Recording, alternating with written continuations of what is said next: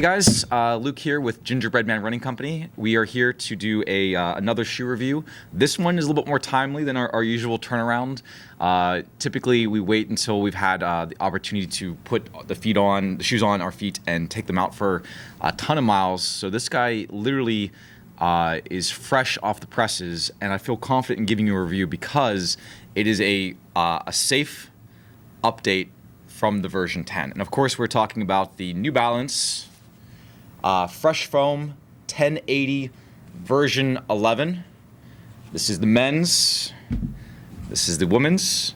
The Fresh Foam 1080 is the high cushion, the highest cushion. Well, that's not true anymore. They have them more now. It's a high cushion neutral trainer by New Balance, about 150 price points. It comes in at 9.3 ounces for men and 8.1 ounces for women. So not overly heavy. The Fresh Foam that they use is a lighter weight EVA foam that is reinforced diagonally inside the hexagonal foam, so it does give them a lot of cushion in a lighter weight package. So it does a nice job of giving you a very, very soft step-in feel. And I'll be honest, when my first impression of it was that it was almost too soft. When I would watch customers in it, sometimes they would sink into the shoes a little bit much if they were supinating or if they were coming down heavier on their feet. My initial trepidation was, I guess, unfair. Once I put these things on myself and I took them out for a run, it was love at first mile. I hit the pavement and things just felt better.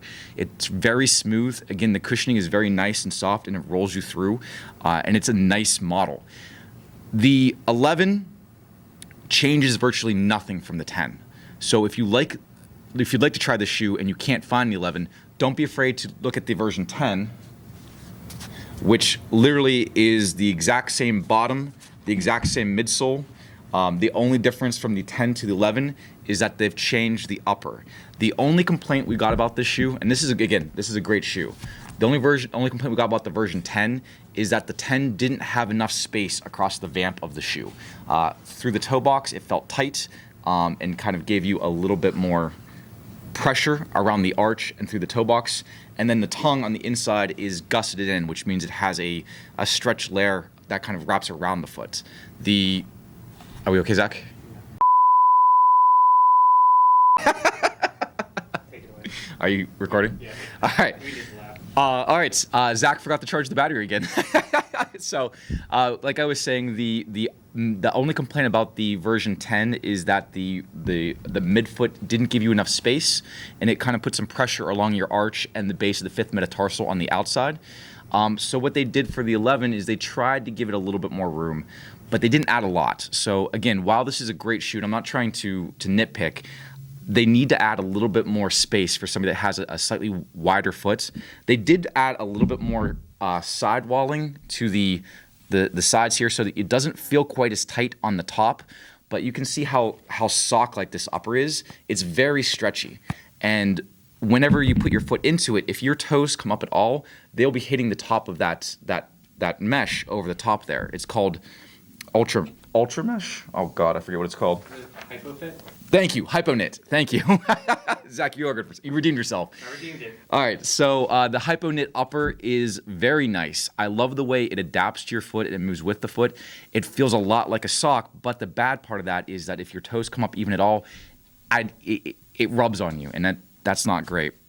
The other thing worth calling out is the heel. This is the Ultra heel that they kept from the version 10. I have a version 9 just for reference. You can kind of see how much different the version 9 is from the 10 and 11. But the heel here is tapered away from the Achilles so that whenever you flex and as you're running, it doesn't put pressure onto that back of your foot. As you can see here, a much different approach than the version 9, which almost went into the foot and almost kind of bit you a little bit. They tweaked it a little bit in the version 11. It does, if you don't untie your shoes, it does break a little bit easier than a traditional shoe, just that heel in the back there. But functionally, it still holds your foot nice and tight, and that little flare away, while aesthetically a little bit odd, functionally does a really nice job of giving you a little bit more comfort at the rear of your foot. Other than that, I mean, they changed the logo slightly. You can see that they've gone to pressed on reflective logo versus the embroidered one here.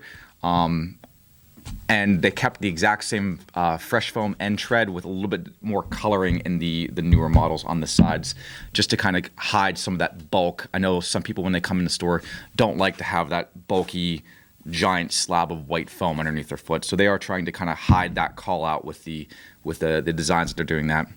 But like I said, this shoe's definitely worth a shot. Again, it's very cushioned, and if you supinate or you're somebody that hits the ground hard, this may not be a shoe for you because you may feel that it's almost too soft. But for the average person looking for a everyday shoe, a long run shoe, it hits those buttons perfectly.